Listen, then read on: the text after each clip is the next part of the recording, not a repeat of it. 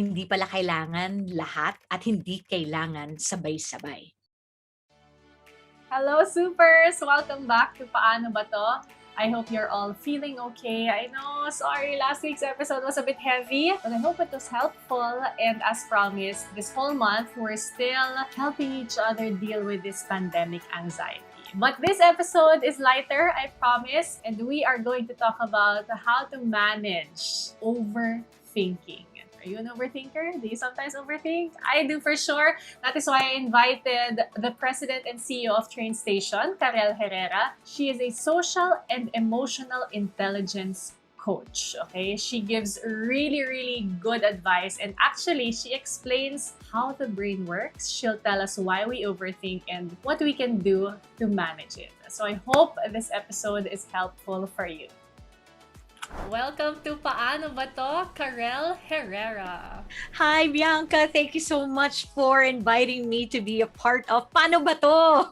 Thank you for saying yes. I am so excited to learn from you with this particular topic that has been asked many times. Related, syempre, to this feeling of pandemic anxiety. It's been a year, and I asked people to send in their letters, and a lot of it was about how to stop overthinking.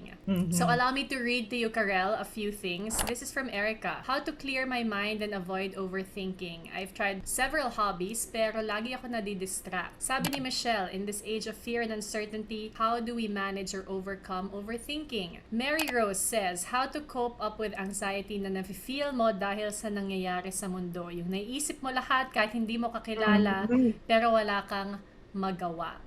So this is a very common sentiment. I certainly Yes. feel Nako. this way. I know, diba? Na ang nakakatuwa dito sa questions mo actually is that normal na function ng brain natin yun yung mag-isip. Minsan sasabihin natin, stop thinking, but it doesn't. Ang brain natin is continuously doing its work, and even nga yung mga nagme-meditate, napapansin nila na habang nagme-meditate sila, merong mga thoughts na dumarating. Biglang, when you just allow your brain to wander, napupunta sa trabaho, napupunta sa labada, napupunta sa kaibigan, kung saan-saan talaga siya nag-jump. And it's actually a very fascinating process when you start observing your thoughts. When you just allow and then observe your thoughts, saan siya napupunta, kung saan-saan talaga. Kaya nga, di ba minsan pag nag-uusap tayo, we talk to our friends, it's so non-linear. Biglang merong daloy ng kamalayan, and all of a sudden, you're jumping into another topic because your brain continuously makes those connections. Just to give a bit of a background to everyone, Carelle, why I invited you for this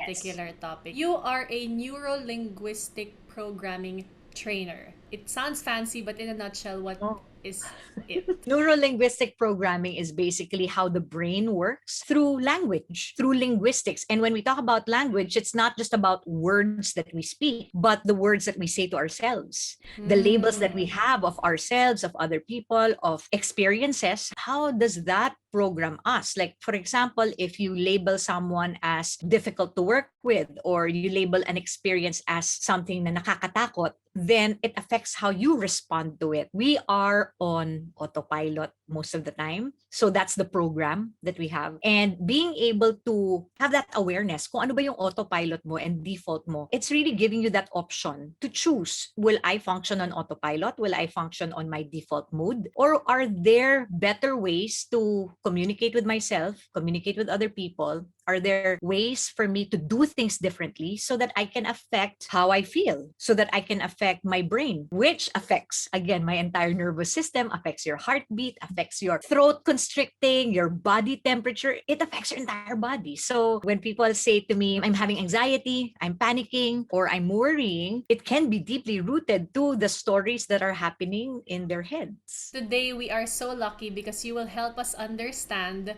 why we overthink, and I guess what we can do to teach ourselves nga how to handle when we catch ourselves overthinking. Very interesting yung overthinking na yan. Kasi nga, we fault ourselves for thinking too much when if we know that the brain has so many thoughts in a day. Ang dami nating stimulus. And if there are how many million bits of information na natatanggap natin in a day, in a second even, our brain just filters kung ano yung important and kung ano yung feeling niya ay kailangan mong i-pay attention to. And I think the reason why nag-overthink tayo, especially right now during a pandemic, kasi yung worry, yung akala ng brain mo, importante lahat, kaya pinipay attention mo ang lahat ng bagay. Kahit mga bagay na, this is not my battle anymore, I shouldn't choose this battle, but you tend to get overwhelmed because your brain thinks that it's important information for you to survive. Our brain just does that eh. It wants you to survive. It wants you to live. Are you saying that during times na ganyan, we want to think about everything, we can sort of train ourselves to only think about what is essential? It sounds parang too simplistic, no? Yes, we can. It's not about saying not to think. It's really being mindful of what you think of. So hindi natin sinasabing stop thinking or stop overthinking, but to take that pause and really notice how you're thinking and what you're thinking about. There is a very simple tactic I've done for somebody who's experiencing overwhelm. And ito kasi sa overthinking, and this person's like, I'm worried about my elderly parents, I'm worried about my employees, I'm worried about myself, my own health. So many things are overwhelming her. And of course, all of those things are important. You cannot say to the person, Yes. stop thinking about it. Other things are not important to you. It's important to her, right? So she starts thinking of all of these things. And when I was talking to her, it's not stop thinking about them. I asked her, how do you know that you're overwhelmed with overthinking? She says to me, all of these thoughts start to happen all at the same time. When you're in the middle of something and everything is like in one straight row, everything is important. So that's how she describes it. So overwhelmed people have these thoughts so close to them. Each thought is just as important and so close to them. Visually speaking, that's how people describe it. Or people who are more the way that they process is like through what they hear. They say, oh, so many words are in my head. I hear it left, right ear. It's all around me. The thoughts are just overwhelming. I ask that from people. So if you have overthinkers in the audience, ask yourself, how do you know you're overthinking? What are the signs? When a person says, oh, I see things all in the same level, all facing me, so close to me, so near me, or someone says the voices are just so loud in my head, I just tell people, can you take 3 steps away from those thoughts, 3 steps away, visually seeing yourself. And the person's like, wait. Sometimes it's just so dear to them na parang, Carelle, I need that sense of responsibility. Really, you do need all of that kasi some of them probably have more importance than the others. So there are things that you can choose at a certain time in your life. Like, I cannot think of everything and everyone right now, but I can choose to think of work muna at this point. After work, compartmentalize ba? Yung you start choosing and taking things bit by bit. Kasi mahina ang kalaban. If you are thinking of 10 things all at the same time, ang hirap kung ikaw lang yung warrior. Kung mano-mano, one by one, kaya ko yan eh. Right? Easier said than done, but try changing how it sounds to you or try changing how it looks to you. My realization in my constant journey right now in mindfulness is that when you have these thoughts, acknowledge it. Thought number 1, hey. Thought number 2, hello, how are you? Thought number 3. So I just let these thoughts pass by. Then I focus it back on something else, like breathing. So if I'm breathing right now and I'm in the moment and all of these thoughts start to overwhelm me, I go, hello thoughts, hi, then focus back on my breathing. Or if I'm thinking of what am I grateful for? Because gratitude actually puts your brain in the present and just thinking of things that you're grateful for. That helps in the anxiety ha. Sobrang nakakatulong sa anxiety. So if I'm saying, I'm grateful for my life, I'm grateful for my breath, I'm grateful for family, and then another thought, oy, ilulutuin mo bukas, oy, yung meeting mo tomorrow. Hey thoughts, hi, how are you? Then I go back to what I'm grateful for. Wag mo siyang, ay, bakit na naman ako nag-iisip ng ganon? Stop stressing about overthinking because hindi mo ma-achieve yung losing the anxiety by scolding yourself for overthinking. Allow it. Give yourself that permission to have a brain that really connects. So allow it, then bring it back. Let it go, then bring it back. I'm so glad you shared that because I, until now, at 37, hindi pa rin ako nakaka-meditate. But what you said made so much sense kasi, kunyari nga, I'm meditating. Let's say I'm trying to think of everything I'm grateful for or a white wall or waterfalls, clouds, and then, kunyari, oh my God, 6 p.m. may meeting ako. Parang ganito. If I get mad at myself for thinking about the meeting, I'm already judging myself. Tapos parang nagle-layer na yung thoughts and emotions in my head. You're right. But But if I say, okay, meeting 6 p.m. pa naman yan, sige, daan ka lang. And then I can go Oh, back daan to ka. like, you're right. Yeah. Not judging yourself for thinking about all these things because, like you have been saying, it's a natural function of the brain.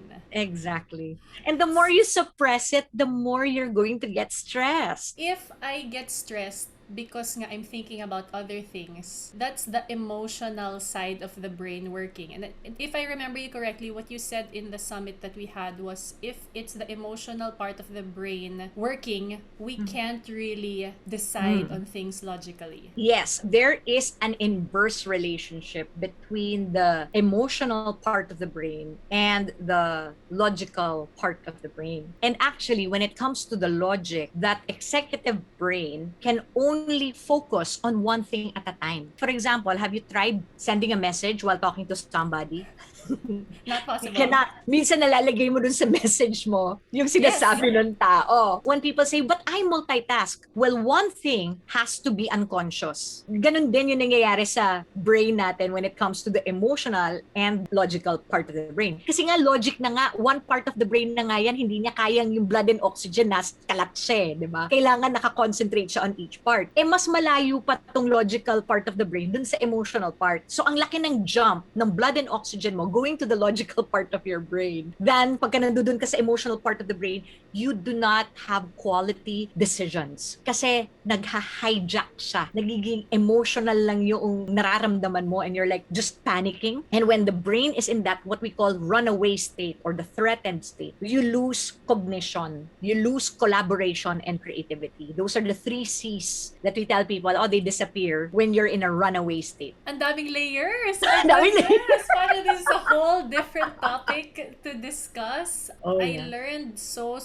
much, and you're right. I mean, like, we can't stop ourselves from thinking, but I guess the power nga is in knowing which battles to, kumbaga, fight first kasi hindi talaga kakayanin na tayo lang tapos we'll take on everything. So, super thank you so much for your time, and to everyone watching, I'm sure that helped. Thanks, Carelle! Thank you so much, Carelle. That was super helpful. I am sure I will be going back to this episode when I need to sort of bring myself back when I'm overthinking. And kung nabitin kayo, Carelle actually shares more exercises that we can do ourselves when we catch ourselves overthinking. And the full conversation will be up on the podcast as usual, Mondays, 11 p.m. Okay, next week we are still tackling pandemic anxiety, and a lot of the letters that I got from you guys were about the anxiety caused by looking for a job. And so I invited a career expert, and I'm super excited for you to see this episode. But for now, I would like to hear from you. If you are a super watching this and you were able to find a job, land a job during this new normal, during this quarantine, please share your story. And I would love to read it out to all the supers next week to at least share ideas, diba? Paano nga ba magka-racket o magkatrabaho in this new normal. Till then, I will see you guys. Please stay safe. Please stay well. And stay super.